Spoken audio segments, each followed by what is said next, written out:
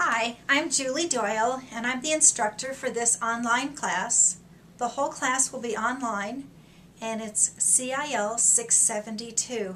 And so all the videos, the lessons, everything is online. But if you need to reach me, my cell phone number is listed on the syllabus.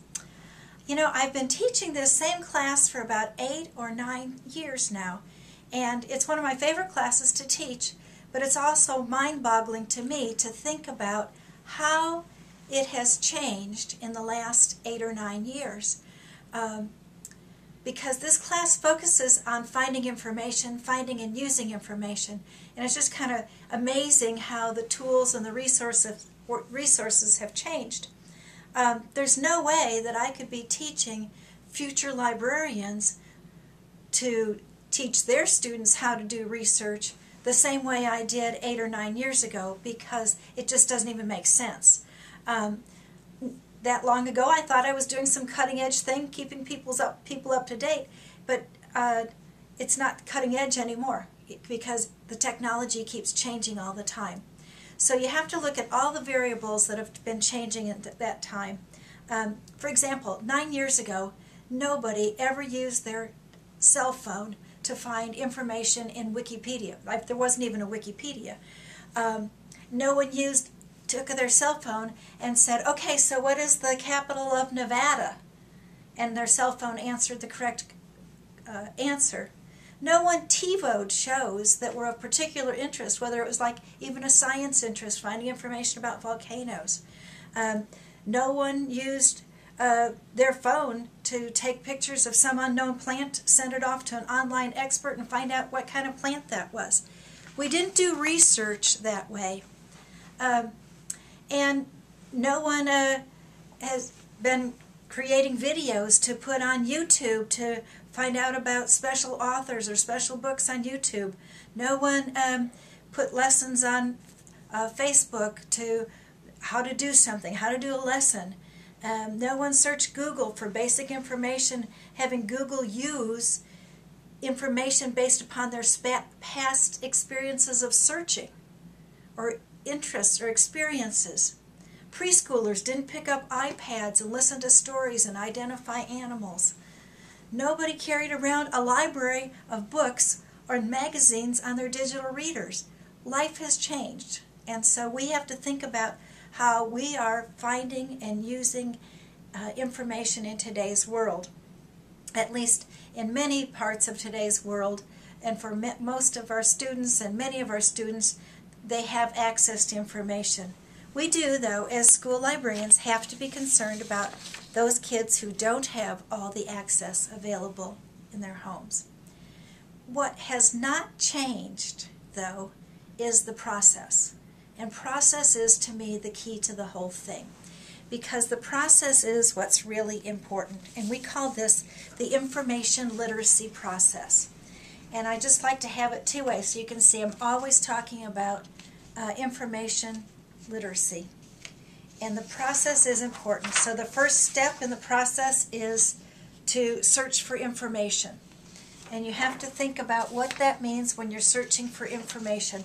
Are you searching for the what? What is your question? Who? When? Where? Where are you going to search for that information? First you have to kind of define what the question is, and then you begin your search.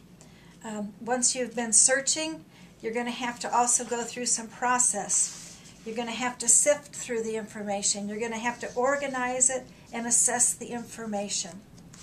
Are you really answering the question that you were searching for? Then, how are you going to use the information once you have it? How are you going to use that? What are you going to do with this information? Are you going to make a project? Are you going to present something? Are you just going to share it verbally? And then evaluate it. What are your results? How are you going to, did you find what you were looking for? Did you share it in a way that others would find that information? So not only has the access to information changed, but the other part that has really changed besides the access to information especially in information literacy, is that the standards have changed. 8 years ago, the only information standards out there were from Information Power, and the American Association of School Librarians developed these Information Power standards in the 90s, and these were the standards that kept everything going. Well, what was important was these standards were used in Clark County School District to develop the curriculum, and so the curriculum in the elementary schools was based upon implementing these standards. Today, to find these standards and this book is now online at Google Books. You can read the book, you can read the chapter on the standards straight out of this book without having to go buy the book, so you know what the standards were when people talk about the 9 information literacy standards. But then, in 2007, the American Association of School Librarians, and that's the same group that did Information Power, they put together a new set of standards, and they're called the Standards for the 21st Century Learner. Now that's available in a PDF. It's right in the syllabus that you can download the basic standards. Our textbook for this class is Standards for the 21st Century Learner in Action. It's available either through AASL, and the website's listed in the syllabus, or you can get it online at Amazon, or you can get it at the UNLV bookstore. So this is the textbook. These are standards that are more in line with learning in today's world. However, not only have the standards changed for school librarians and school libraries, but now the standards have changed for teaching curriculum within the schools, and now Nevada is using the Common Core standards. There's a great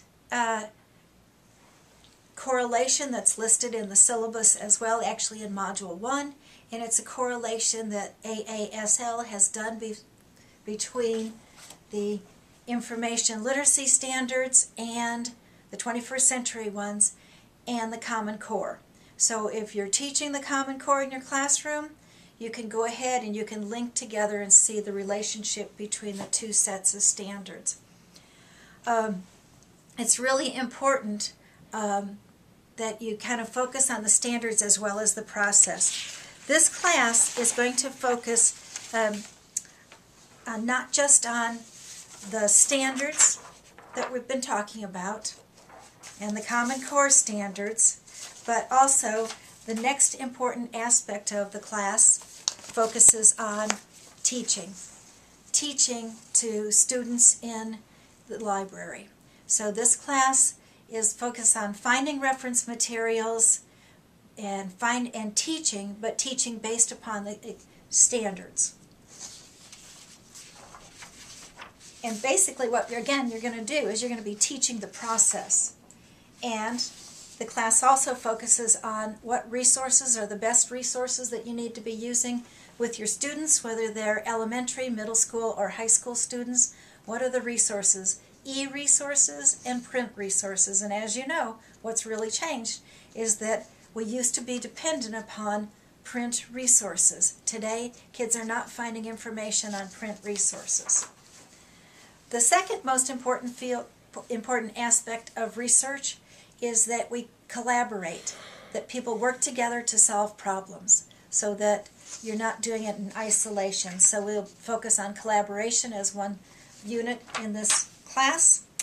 We'll focus on the whole research process, knowing how to follow it, and mostly we'll be focusing on teaching and good teaching skills, because being a school librarian is a lot about teaching and teaching kids how to use and follow the process.